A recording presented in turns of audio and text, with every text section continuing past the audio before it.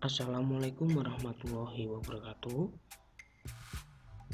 Pada video pembelajaran kali ini kita memasuki bab 5, yaitu tentang manajemen.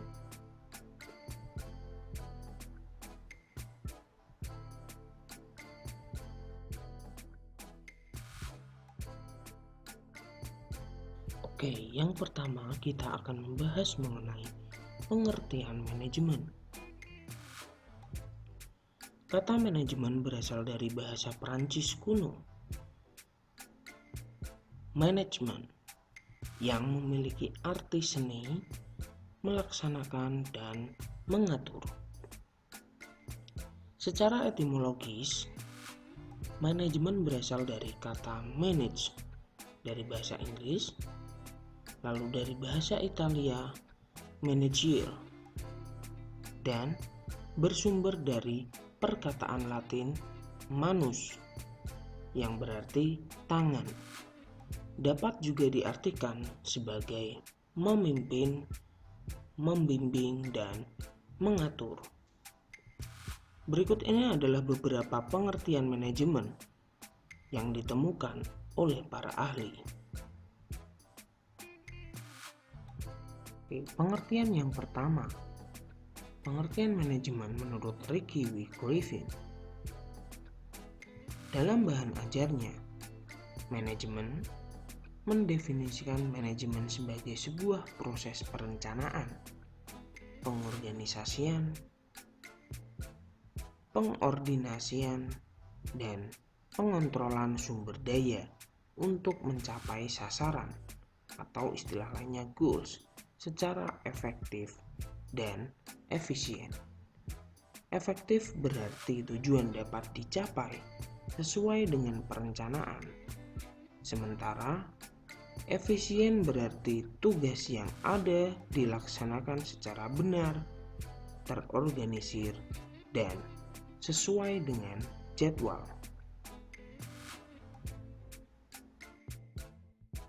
Pengertian manajemen yang kedua, menurut George R. Terry, PhD. Dalam bahan ajarnya, Principles of Management menyatakan bahwa manajemen adalah pencapaian suatu tujuan yang telah ditentukan sebelumnya melalui usaha-usaha orang lain.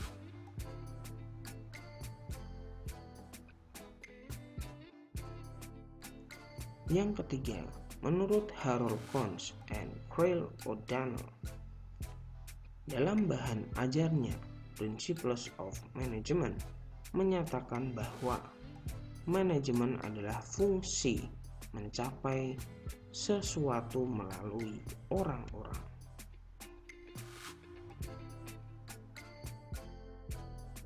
Yang keempat, menurut EFL Bridge, dalam bahan ajarnya manajemen menyatakan bahwa manajemen adalah suatu proses dan lebih khusus adalah suatu proses sosial. Manajemen adalah suatu yang dilakukan orang dalam hubungannya dengan orang-orang lain.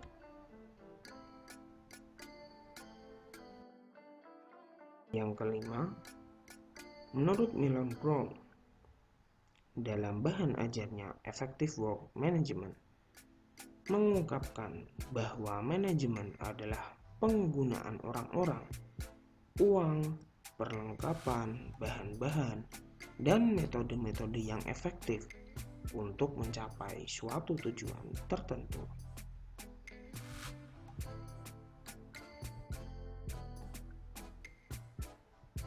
Dari beberapa pengertian yang telah dikemukakan oleh beberapa para ahli, dapat disimpulkan bahwa manajemen adalah suatu proses untuk mencapai suatu tujuan yang dilakukan dengan menggerakkan orang-orang.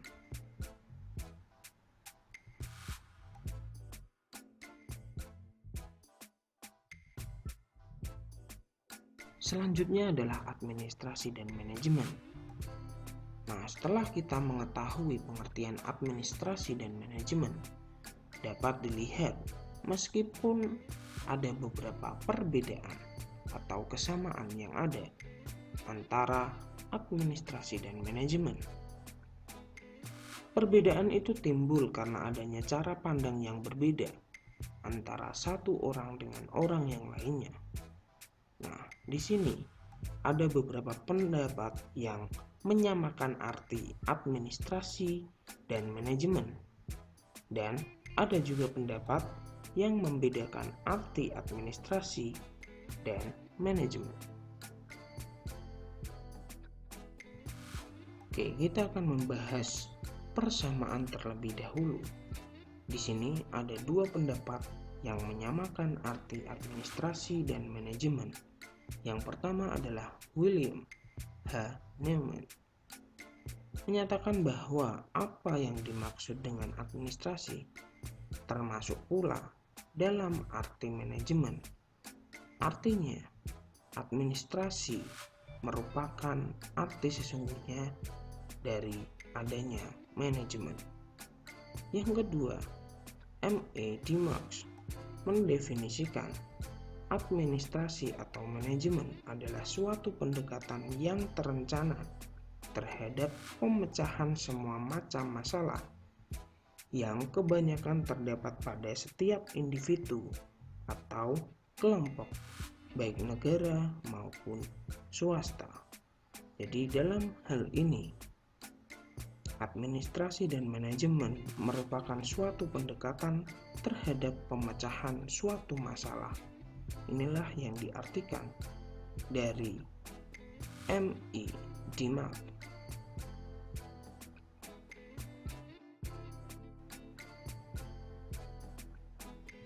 Pendapat lain yang mengatakan bahwa arti administrasi dan manajemen itu berbeda adalah Dalton E. McFarlane menyatakan administrasi ditujukan pada penentuan tujuan pokok dan kebijaksanaannya, sedangkan manajemen ditujukan pada pelaksanaan kegiatan untuk menyelesaikan atau mencapai tujuan dan pelaksanaan kebijakan. Nah, tentunya perbedaan kegiatan yang dilakukan merupakan hal pokok. Yang satu adalah untuk penentuan dan yang satu untuk pelaksanaan. Yang kedua, menurut Ordway Tate, administrasi adalah suatu proses atau badan yang bertanggung jawab terhadap penentuan tujuan. Organisasi dan manajemen menentukan garis besar suatu kebijaksanaan dan pemberian pengarahan. Sementara itu manajemen prosesnya adalah kegiatan-kegiatan yang dilakukan untuk mewujudkan suatu tujuan dengan mengatur tindakan-tindakan agar dapat mencapai tujuan. Dengan begitu, sudah jelas berbeda yang diartikan oleh Ordway Tate, di mana administrasi lebih luas yang mengatakan bahwa proses dan badan yang bertanggung jawab terhadap penentuan tujuan. Sedangkan dalam manajemen, prosesnya merupakan kegiatan-kegiatan yang dilakukan untuk mewujudkan suatu tujuan. Nah, dalam hal ini kita bisa tahu bahwa administrasi lebih luas dibandingkan manajemen. Itu adalah menurut Ordway Tate. Untuk lebih jelasnya, mari kita perhatikan gambar berikut ini.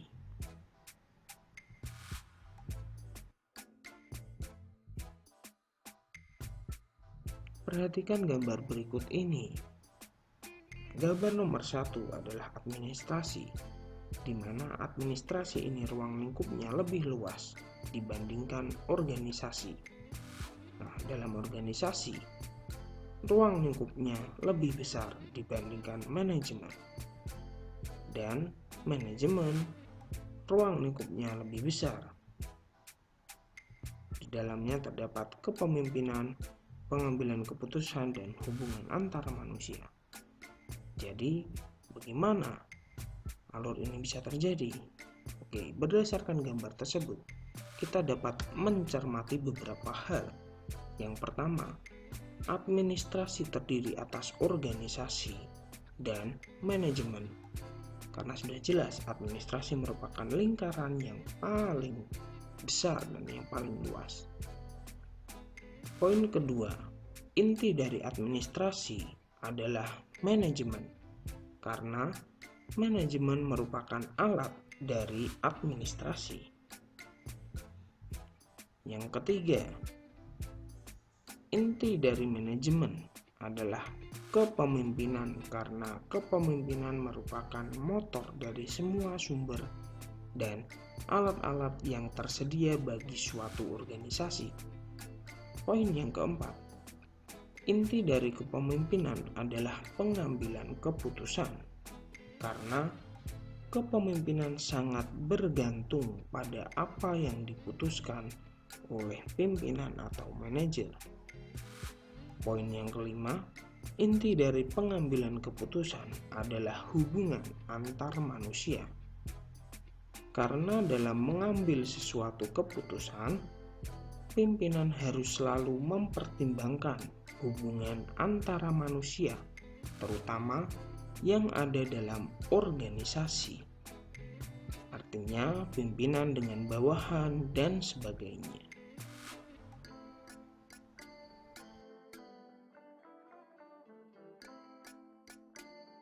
Berikut ini adalah fungsi-fungsi manajemen menurut beberapa para ahli. Dari yang pertama, Henry Fayol.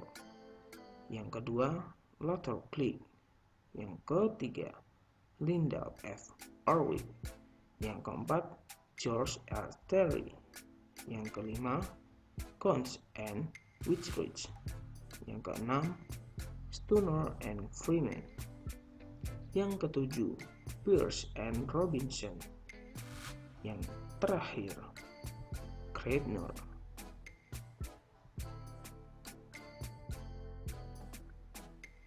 Kalian bisa perhatikan pada tabel paling bawah. Pada tabel paling bawah merupakan singkatan dari fungsi-fungsi manajemen menurut para ahli.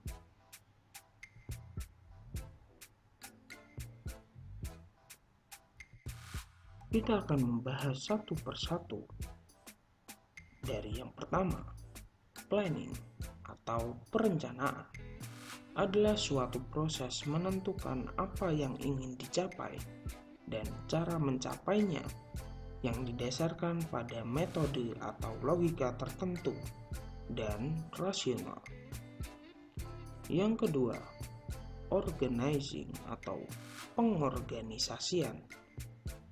Organizing adalah proses mengatur dan mengalokasikan tugas, pekerjaan, wewenang, dan peran-peran termasuk koordinasi hubungan antar bagian, baik secara vertikal maupun horizontal, dalam suatu struktur yang diperlukan untuk mencapai tujuan yang sudah ditentukan. Yang ketiga ada actuating atau pelaksanaan, adalah usaha menggerakkan anggota kelompok sehingga mereka berkeinginan dan berusaha untuk mencapai sasaran perusahaan, dan sasaran anggota-anggota perusahaan tersebut karena para anggota itu juga ingin mencapai sasaran tersebut.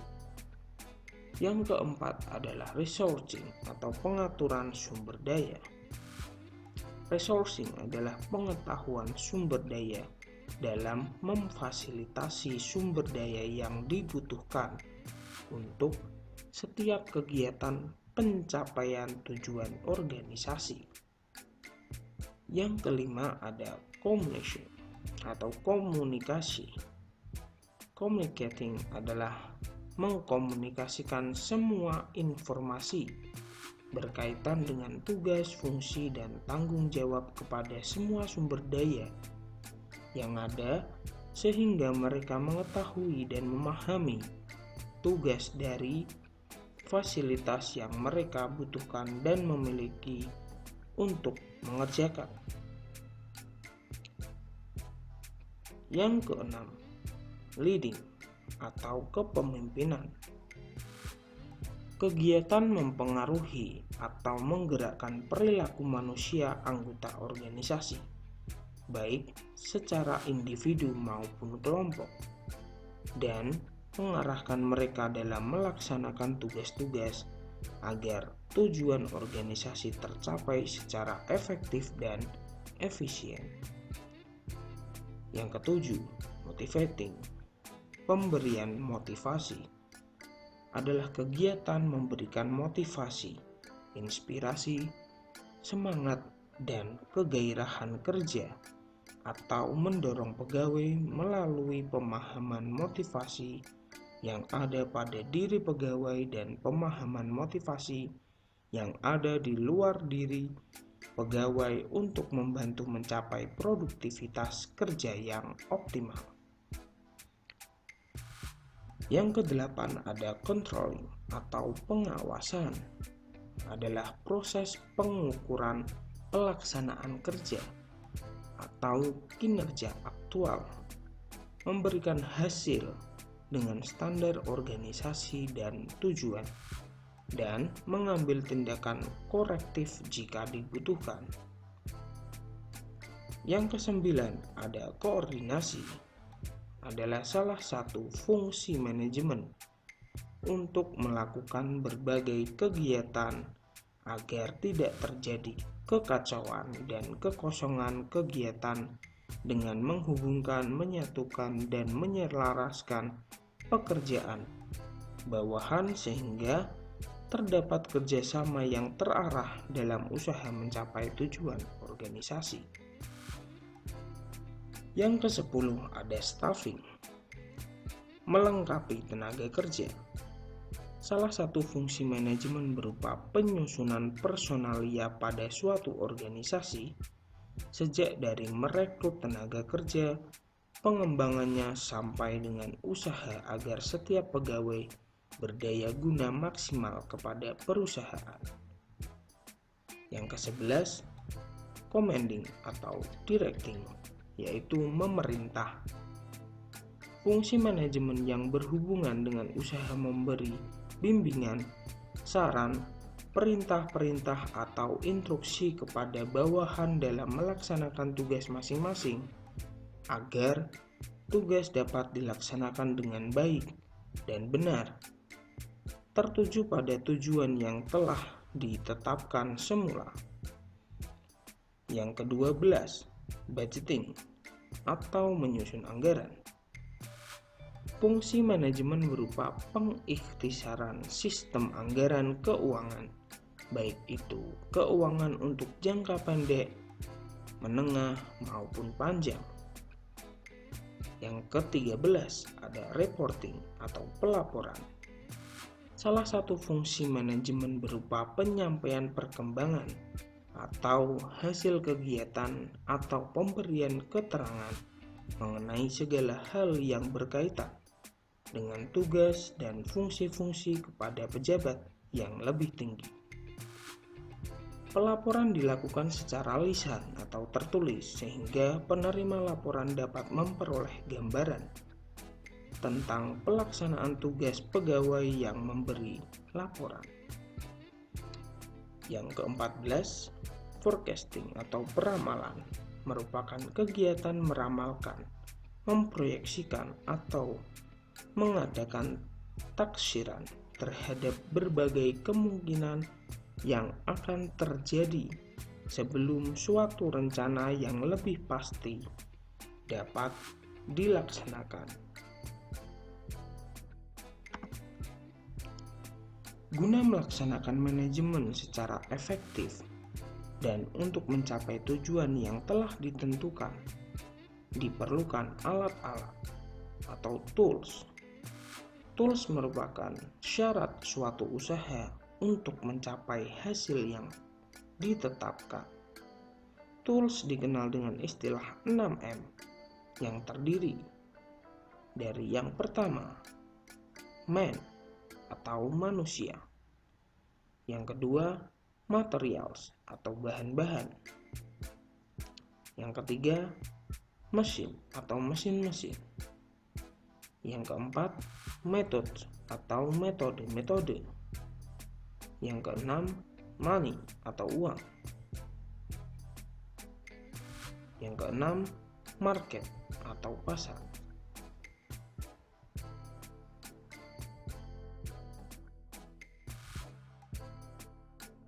Berikut ini merupakan beberapa tujuan dari manajemen.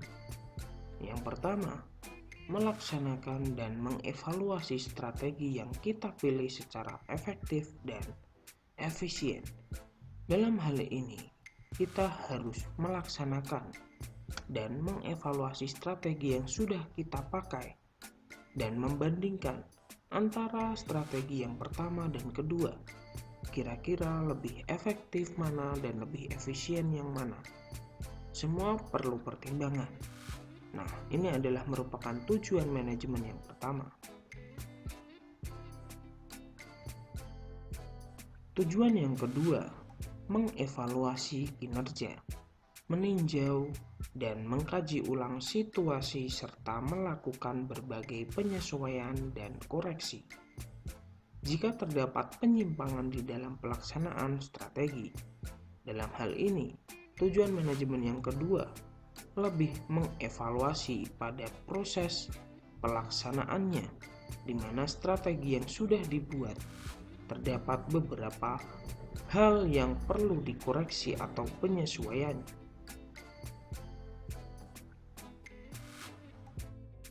Yang ketiga, senantiasa memperbarui strategi yang kita rumuskan agar sesuai dengan perkembangan lingkungan eksternal.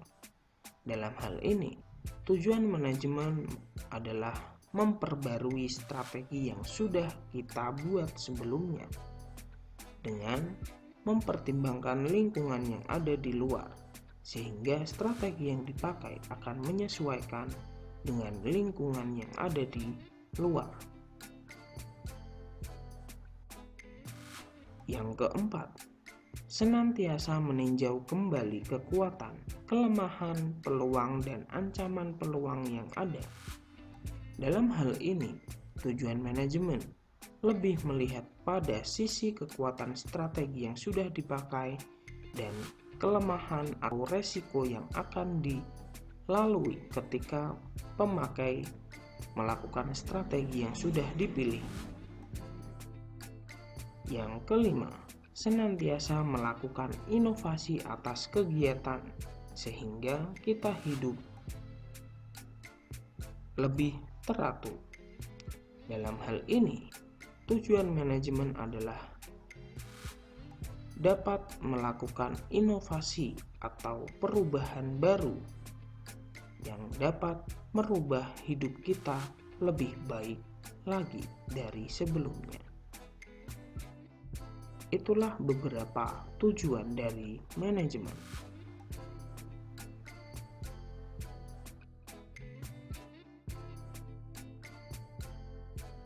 Berikutnya adalah asas-asas manajemen.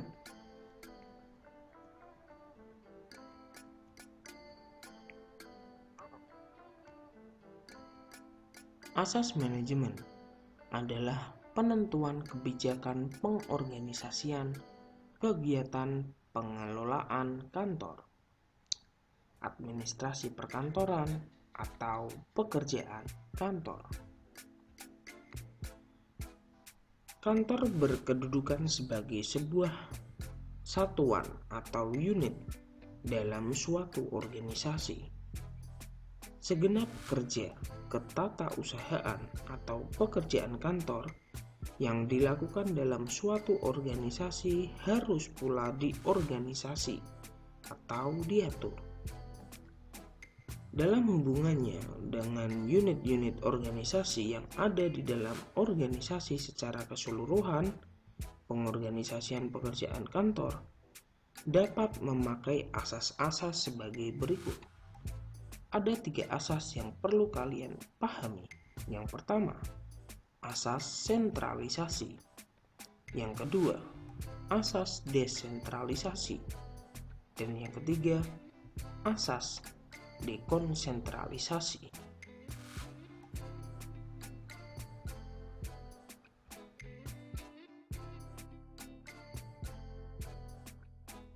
Asas sentralisasi. Dalam asas ini, semua pekerjaan kantor dalam perusahaan dibebankan dan dilaksanakan oleh sebuah satuan organisasi yang berdiri sendiri di samping satuan-satuan organisasi yang memikul pekerjaan operatif seperti mengetik, mengelola surat, dan mengarsip. Pekerjaan-pekerjaan tersebut dilaksanakan oleh unit organisasi yang dapat disebut tata usaha, sekretariat, atau sebutan lainnya.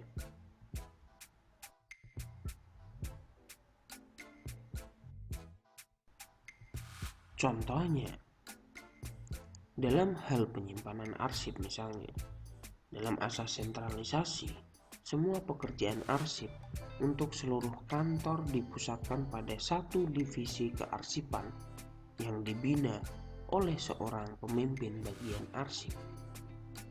Jika kalian perhatikan gambar tersebut, kalian bisa melihat bahwa garis koordinasi organisasi untuk tata usaha memiliki satu pusat pada manajer kantor pusat.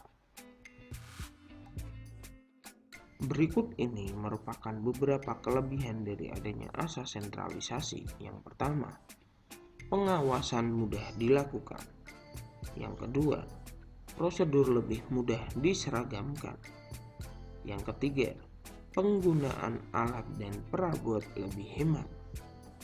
Yang keempat, beban kerja dapat dibagi secara merata. Yang kelima, penggunaan tenaga kerja dapat diatur lebih luas. Yang keenam, kemungkinan hilangnya arsip atau salah menyimpan arsip kecil sekali terjadi karena arsip dikelola oleh tenaga-tenaga yang telah dipersiapkan untuk tugas pengelolaan arsip secara profesional. Yang ketujuh, kemungkinan penyimpanan arsip ganda kecil sekali karena akan segera diketahui apakah arsip yang bersangkutan merupakan duplikasi atau bukan. Itulah beberapa kelebihan dari adanya asas sentralisasi.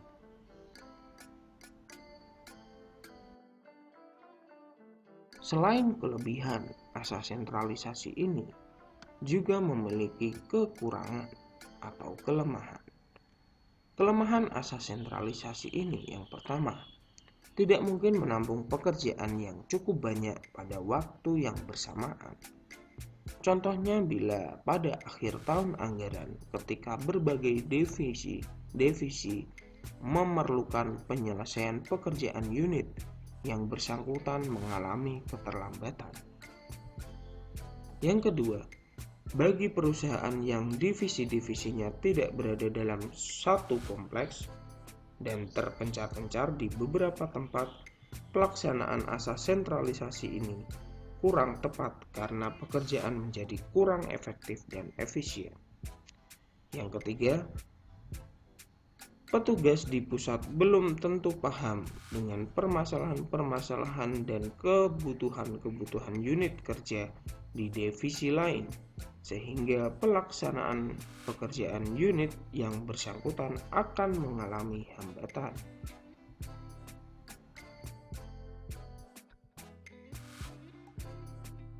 Berikutnya adalah asas desentralisasi.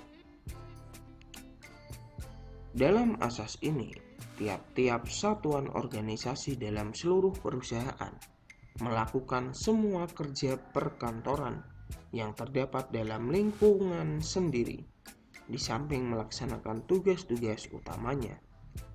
Contohnya, bagian personalia suatu perusahaan melaksanakan pula pekerjaan-pekerjaan korespondensi, memperbanyak sendiri warkat-warkat, dan mengurus ruang arsip untuk menyimpan surat-suratnya. Pimpinan tiap bagian mempunyai arsip mereka sendiri dan tiap bagian mempunyai arsip sendiri pula.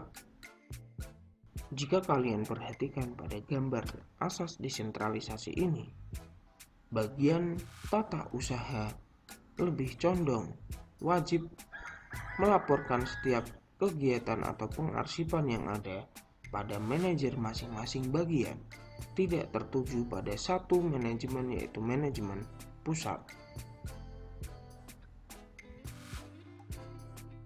Berikutnya, asas desentralisasi memiliki beberapa kelebihan. Antara lain, yang pertama, dapat melayani kebutuhan-kebutuhan khusus bagi unit-unit yang bersangkutan. Yang kedua, penumpukan pekerjaan dapat dihindari. Yang ketiga, dapat memperlancar pekerjaan pokok bagi instansi atau mempunyai unit-unit tersebut.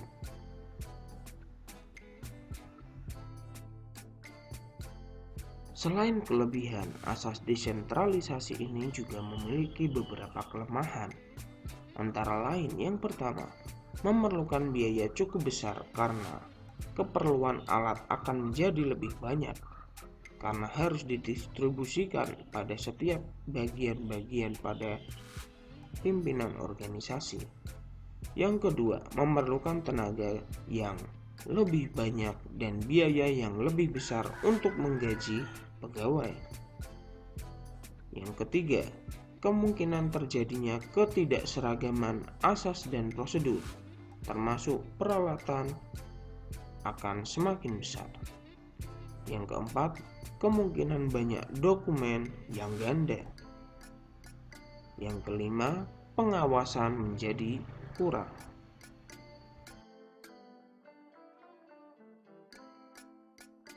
Berikutnya adalah asas dekonsentralisasi. Asas sentralisasi dan desentralisasi memiliki kelebihan dan kekurangannya masing-masing. Oleh karena itu, sebuah perusahaan yang besar dapat menerapkan sistem dekonsentralisasi. Asas ini merupakan gabungan dari sistem sentralisasi dan desentralisasi. Dalam tahap ini, tiap unit kerja dapat melaksanakan pengelolaan administrasi kantor sendiri-sendiri, tetapi pengendaliannya dilakukan secara terpusat. Jadi dalam prakteknya, jarang sekali kegiatan perkantoran suatu organisasi dilakukan secara terpusat sepenuhnya atau terdesentralisasi sepenuhnya. Asas sentralisasi dan desentralisasi sering dipakai secara bersamaan. Tujuannya untuk memperoleh manfaat atau keuntungan dari tiap-tiap asas, serta menghindari kelemahan masing-masing, sehingga akan memperoleh kemudahan dan kelancaran dalam melaksanakan pekerjaan perkantoran. Dengan kombinasi keduanya, yaitu asas dekonsentralisasi, selain arsip-arsip yang ada pada tiap bagian, terdapat pula kelompok arsip sentral yang memuat semua bahan-bahan yang ada dalam keseluruhan organisasi perusahaan secara menyeluruh. Pada asas dekonsentralisasi juga memiliki beberapa kelebihan yang ada. Yang pertama, keseragaman prosedur dan tata kerja. Yang kedua, proses kerja lancar karena dokumen berada di unit pengolah. Yang ketiga, efisiensi kerja di unit pengolah karena adanya pemisahan antara arsip aktif dan inaktif. Yang keempat, lebih mudah dalam pengendalian dan pembinaannya. Yang kelima, pegawai di unit kerja dapat bertambah. Nah, itulah beberapa kelebihan dari asas dekonsentralisasi. Berikutnya, asas dekonsentralisasi juga memiliki kekurangan. Beberapa kelemahan seperti berikut. Yang pertama, dapat diselenggarakan di dua tempat, sehingga peralatan yang digunakan akan sangat banyak. Yang kedua, kemungkinan adanya dokumen atau arsip ganda sangat besar terjadi karena terjadi dua pengelolaan di unit dan unit pusat. Yang ketiga, membutuhkan tenaga kerja yang lebih banyak.